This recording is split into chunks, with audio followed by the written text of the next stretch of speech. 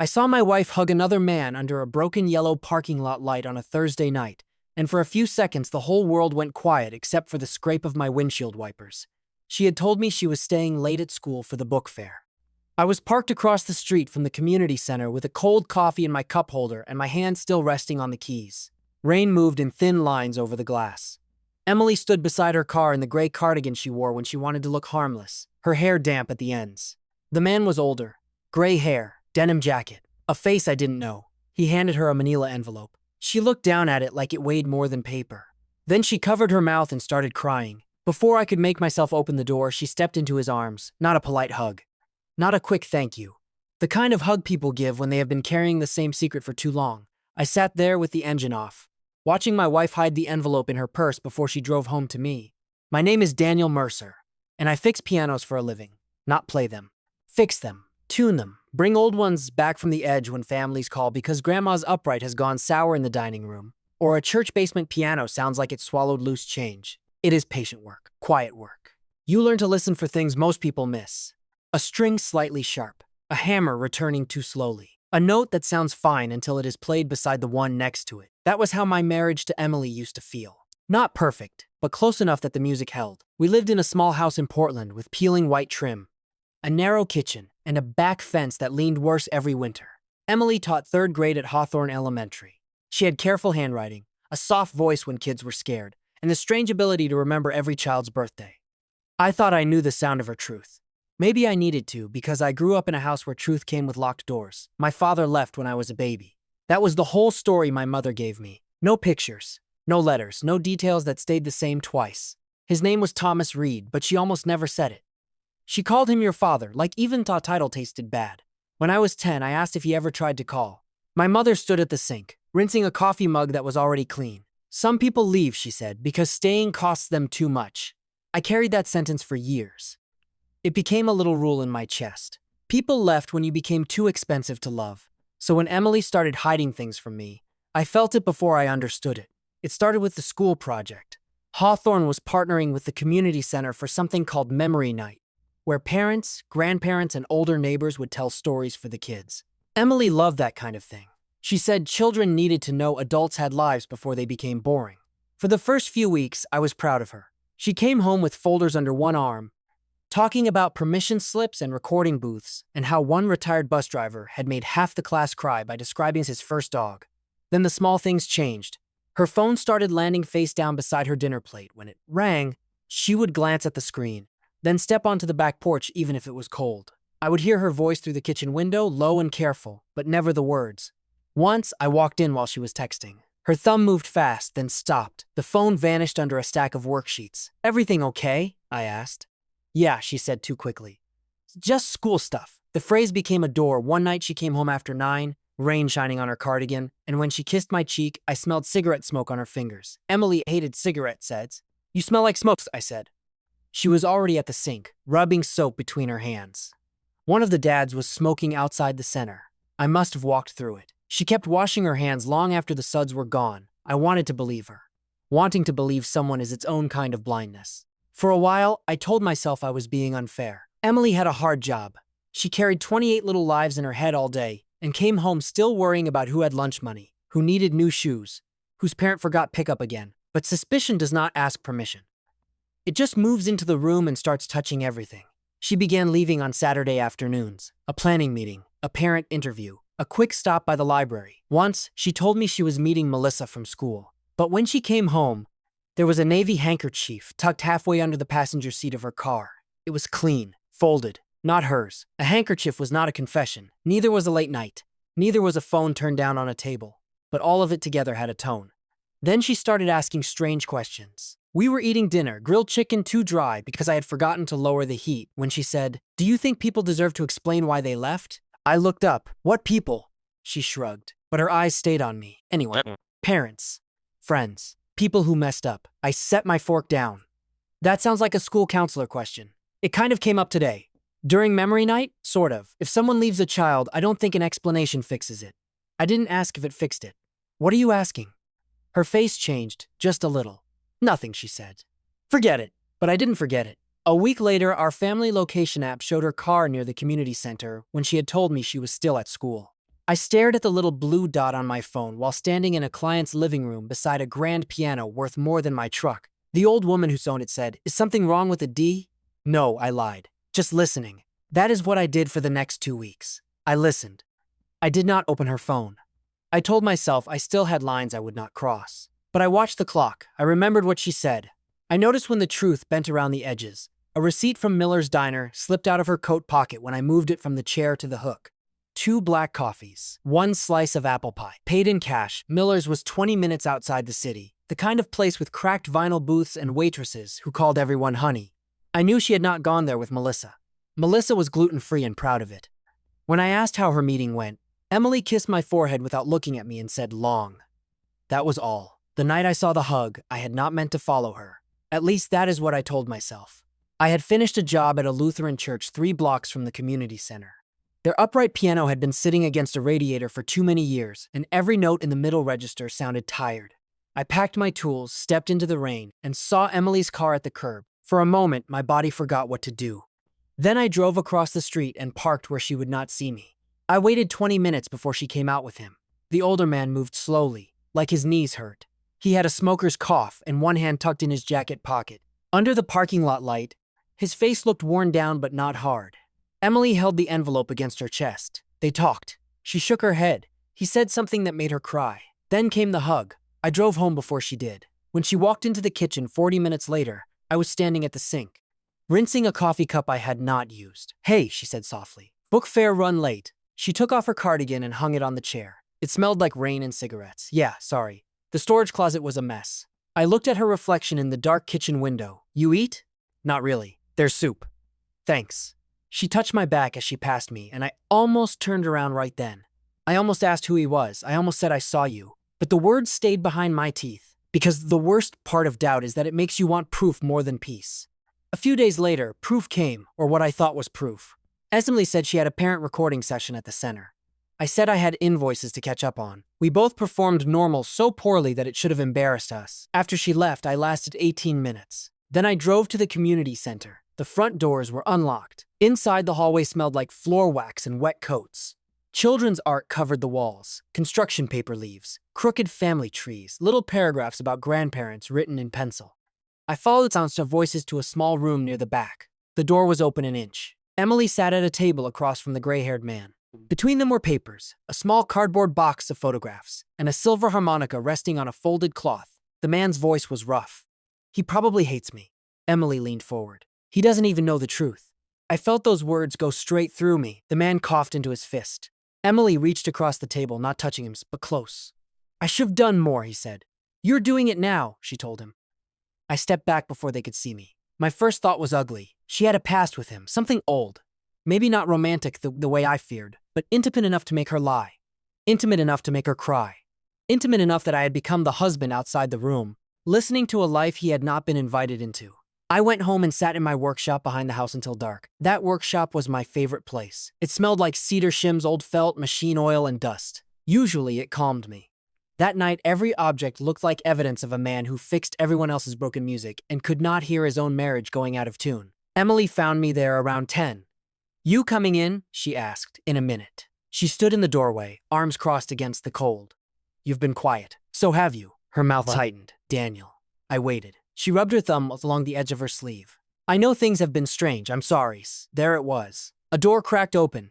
I could have walked through gently. Instead, I said, "Strange how?" She looked tired, older than she had that morning. "I can't talk about it yet." I laughed once, but there was no humor in it. "That's a hell of a sentence to say to your husband." "I know. Then don't say it." She looked at me for a long moment. "I'm trying to do this the right way." "The right way for who?" Her eyes shone, but she did not answer. That was the night something in me hardened. The next evening, Emily came home with red eyes and said one of her students was going through a family situation. She set her purse on the kitchen chair and went upstairs to shower. I stood alone beside the table. Her purse slid sideways and dropped to the floor. The manila envelope slipped out. I stared at it like it was alive. For Daniel. My name was written across the front in shaky block letters. I should have left it there. I know that now. But fear has hands, and mine picked it up before my conscience could stop them. Inside was an old photograph. A younger version of the gray-haired man sat on a porch step, holding a baby in a blue blanket. He looked exhausted and happy. On the back, in faded ink, someone had written, Daniel, 6 months old. My knees went weak. There was a hospital card with my birth date on it. A folded letter unfinished. Copies of returned envelopes. And one small note, written in the same shaky hand. I never stopped looking. The shower ran upstairs. I stood in our kitchen, holding a picture of myself as a baby in the arms of a stranger my wife had been secretly meeting. The mind does not accept truth all at once. It grabs the nearest story it can survive. Mine was that Emily had dug into my past behind my back. That this man had found her, not me. That she had decided my life was something she could open privately, examine, and manage. All I knew was that everyone had a version of my life except me. I put the envelope back, but my hands were shaking so badly the corner bent. At dinner, we barely spoke. I had made salmon. It went cold between us. Emily pushed peas around her plate. Are you mad at me? I got up, took the envelope from her purse, and set it in the middle of the table, her face drained. Who is he? I asked. She did not answer. That silence became gasoline. I saw you, I said. At the community center. I saw you hug him. I heard him say I probably hate him. I heard you say I don't know the truth. And now I find my name on an envelope in your purse with a picture of me as a baby, Daniel, she whispered. How long have you been lying to me? I was trying to be sure. Sure of what? Her eyes filled. Of him. I pushed back from the table. The chair legs scraped the floor loud enough to make us both flinch. Do you hear yourself? I know how this looks. No, you don't. My voice broke, and I hated that it did. You don't get to hide behind protecting me when you're the one breaking me. She stood. Please let me explain. Then explain. She opened her mouth. Nothing came out. That was worse than any confession. I grabbed my jacket from the chair. Where are you going? She asked. To sleep somewhere that doesn't feel like a lie. Emily came to the shop just after sunrise. I was sitting at the bench, pretending to clean a set of old key pins. My eyes burned. My shirt was wrinkled. There are no graceful ways to fall apart. If you're here to tell me more half-truths, I said, I'm here to tell you all of it. Her voice sounded wrecked. She set a cardboard photo box on the closed lid of an upright piano, then placed the silver harmonica beside it. His name is Thomas Reed, she said. The room seemed to tilt. I knew the name. Of course I knew the name. But names from childhood live in old anger, not in parking lots and community centers. My father's name was Thomas Reeds, I said. Emily said gently. He's alive. I stood so fast the bench rocked behind me. No. I'm sorry. No. She did not move toward me. That was smart. I might have backed away like an animal. He came to memory night, she said. He was part of the senior storytelling group. I was helping record interviews. He talked about a son named Daniel, born in Salem. Mother named Mary Ann. He mentioned a small birthmark behind the right ear. My hand went to the spot before I could stop it. Emily's face crumpled. I thought it was a coincidence, she said. I hoped it was. But then he brought photos, hospital records, copies of letters, returned envelopes. He had old addresses, old phone numbers. He had been looking for you for years. My throat felt too narrow. My mother said he left. I know. She said he didn't want us. I know. Then why didn't you tell me the second you knew? Because I didn't know. Not at first. And if I had come home and said, I may have found the father you've spent your whole life believing abandoned you, and he turned out to be confused or lying or wrong, I would have hurt you in a way I couldn't take back. So you met him behind my back. Yes, you lied. Yes, you let me think. I stopped before saying it. The shame of my suspicion burned through me, but not enough to erase the anger. Emily nodded anyway, as if she heard the words I had swallowed. I handled it badly, she said. I thought I was protecting you until I could bring you something solid. But I made myself the gatekeeper of your own life, and that was wrong. The sentence landed hard because it was true. She opened the box. Inside were photographs. The young man from the Polaroid holding me. Standing beside my mother in front of a cheap apartment complex. Sitting on a hospital bed with a newborn bundled in his arms. There were letters too. Dear Marianne, please just tell me if Daniel is healthy. I came by the house, but the neighbors said you moved. I don't want to take him from you. I just want to know him. One envelope was stamped returned to sender. Another had never been opened. I sat down because my legs were no longer dependable. Emily picked up the harmonica. He bought this for you when you were little, she said. He said he used to play badly, but you'd stop crying when he did. He kept it all these years. I laughed, a short broken sound. That's insane, I know. He could have tried harder, maybe. My mother wouldn't just. I stopped because my mother would not because she was evil. That was the hard part. Marianne Mercer was not a monster. She worked double shifts at a pharmacy when I was small. She cut coupons. She checked my homework. She loved me like someone trying to build a wall against the weather with her bare hands. But she could also turn pain into law. Once she decided a door should be closed, she could brick it over and call the wall a home. I need to talk to her, I said. Emily nodded. I know. I looked at her then, really looked. There were dark circles under her eyes. Her hands were clasped so tightly her knuckles had gone pale. She had been carrying dynamite in her purse for weeks. afraid to drop it, afraid not to. I was still angry, but the shape of the anger had changed. You should have told me, I said. Yes, even if it hurt me. Yes, you don't get to decide what truth I can survive. Her eyes filled again. I drove to my mother's house that afternoon. She lived in Salem in a small yellow ranch with wind chimes on the porch. When I arrived, she smiled like she always did when surprised, happy first and worried second. Daniel, she said. I didn't know you were coming. We need to talk about Thomas Reed. The smile disappeared. She turned and went inside. I followed her to the kitchen where I had eaten cereal before school, done math homework badly, and learned not to ask questions that made her hands shake. She put the kettle on. Then she turned it off before the water boiled. You saw him, she said. It was not a question. My chest tightened. You knew he was looking. She gripped the edge of the counter. He found you? Emily did. At that, my mother closed her eyes. For a long time, the only sound was the refrigerator humming. You told me he left, I said. He did leave. No, don't do that. Not today. She sat at the table slowly. The tablecloth had faded blue flowers on it.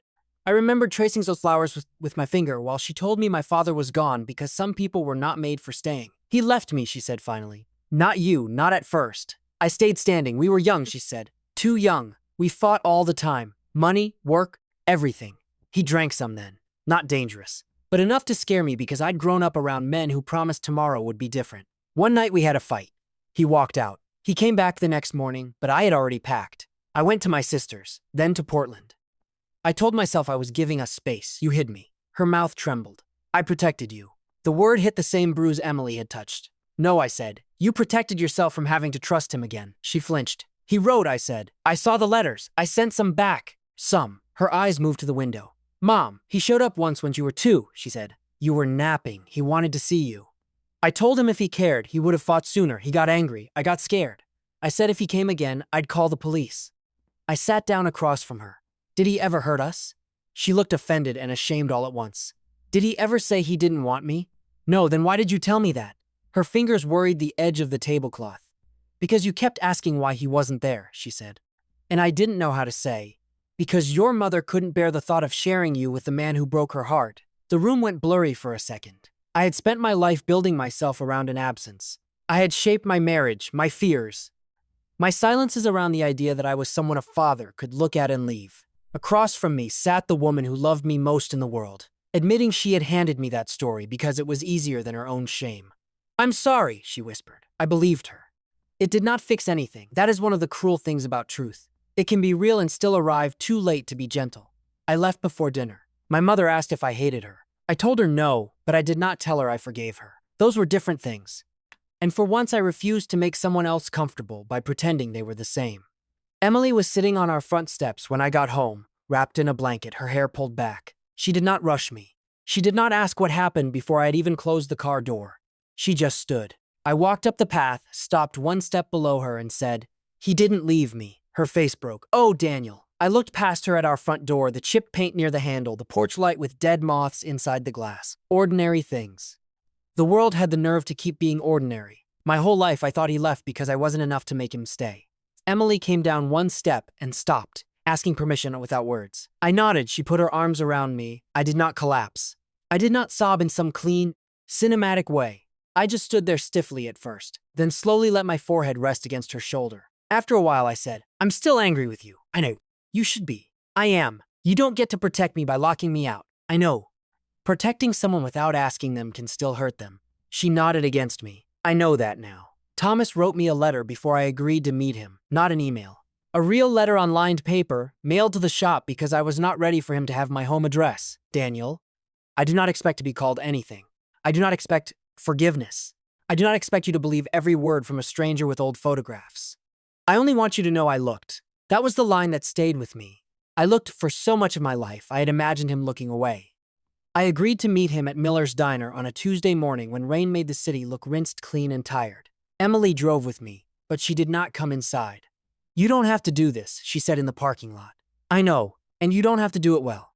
That almost made me smile. What does that mean? It means you can be awkward, angry, quiet, whatever. You don't owe anyone a beautiful moment. I looked at her hands folded in her lap. No secrets in them now. At least none I could see. "Thank you," I said. "For what?" "For waiting outside," she nodded. "This part is yours." Inside, Miller smelled like burnt coffee, bacon grease, and old sugar. The vinyl on the booths was cracked. Thomas sat in the last booth by the window. He looked smaller than he had in the parking lot. Older, too. His denim jacket was folded beside him. His hands rested around a coffee mug, fingers bent with arthritis or nerves. When he saw me, he started to stand. I shook my head once. He sat back down. I slid into the booth across from him. For a moment, neither of us spoke. There were 2 black coffees on the table. One in front of him. One in front of the empty seat where I now sat. I didn't know how you take it, he said. Black is fine. It's terrible coffee. I figured. He smiled a little, and the expression hit me in a place I was not prepared for. I had his mouth, or he had mine. I don't expect anything, he said. His voice was rougher up close. I just wanted you to know I looked. I stared at the coffee. I spent a long time hating you, I said. He nodded. I know. No, you don't. You're right. I don't. That helped more than if he had argued. He did not reach for me. He did not call me son. He told me he had been young and proud and scared. He told me he should have fought smarter. He told me giving my mother space had felt noble. But really it was easier than facing another door slammed in his face. I failed you, he said, even if I didn't mean to. I looked up, then his eyes were wet but steady. That sentence gave me a man, not a myth, not a villain, not a victim. A man who had made choices, lost years, and still carried them. He slid the silver harmonica across the table. I bought this when you were little, he said. I used to play it badly. You'd stop crying, probably out of confusion. I touched it with 2 fingers. I don't know how to play. I could teach you sometime. He swallowed. If you wanted. Or you can throw it in a drawer, or in the river. It's yours. I picked it up. It was heavier than I expected. I'm not calling you Dad today, I said. He breathed out, half laugh, half ache. I wasn't going to ask. I don't know what I want. That's fair. I might ask hard questions. I hope you do. I might not like the answers. I might not either. We talked for 47 minutes, not about everything, not even close, about weather, about Portland traffic, about how I fixed pianos and how he had worked as a machinist until his lungs made him stop, about how he remembered the first time I grabbed his finger as a baby and would not let go. I did not know whether to believe every memory, but I listened. When I walked back to the car, Emily looked up from the driver's seat. She did not ask how it went. I got in, closed the door, and set the harmonica on the dashboard between us. After a minute, I said, he drinks terrible coffee. Emily laughed once, then covered her mouth. I leaned back against the seat and closed my eyes. I sat down, I said. She reached over slowly and rested her hand near mine, not on it. I turned my palm over. She took it. Months have passed since then, though some days it feels like the whole thing happened yesterday. My mother and I talk, but differently. There is more air between our sentences now. She has apologized more than once. I have believed her more than once. Forgiveness, I am learning, is not a door you walk through. It is a road you may or may not keep choosing when your feet hurt. Thomas and I meet every other Saturday at Miller's or at my shop. He showed me 3 notes on the harmonica. I was terrible. He said that made us even. As for Emily and me, we are not the couple we were before. That sounds sadder than it is. We had built a marriage where we were kind, loyal, useful, and sometimes too afraid to be difficult. Now we are learning to be honest in less graceful ways. She tells me when something scares her before it becomes a secret. I tell her when my old wound starts speaking louder than the present. Some nights we still eat spaghetti and watch movies we do not finish. Some mornings I still make her coffee. But now, when she goes quiet at the table, I ask, where did you go? And when I pull away, she asks, is this me or is this the old story? We do not always answer well. But we answer. The harmonica sits on a shelf in my workshop beside old tuning forks and coils of piano wire. I see it every day when I unlock the door and smell cedar, dust, and metal. It does not make everything right. It does not give back the birthdays, the school concerts, the ordinary father-son Saturdays that never happened. It does not erase my mother's fear or Emily's mistake or my own willingness to believe betrayal before asking for truth. But sometimes when the shop is quiet, I pick it up and blow one uneven note. It wavers. It bends. It sounds almost wrong. Then I adjust my breath and try again. That is the thing about instruments, and maybe about people.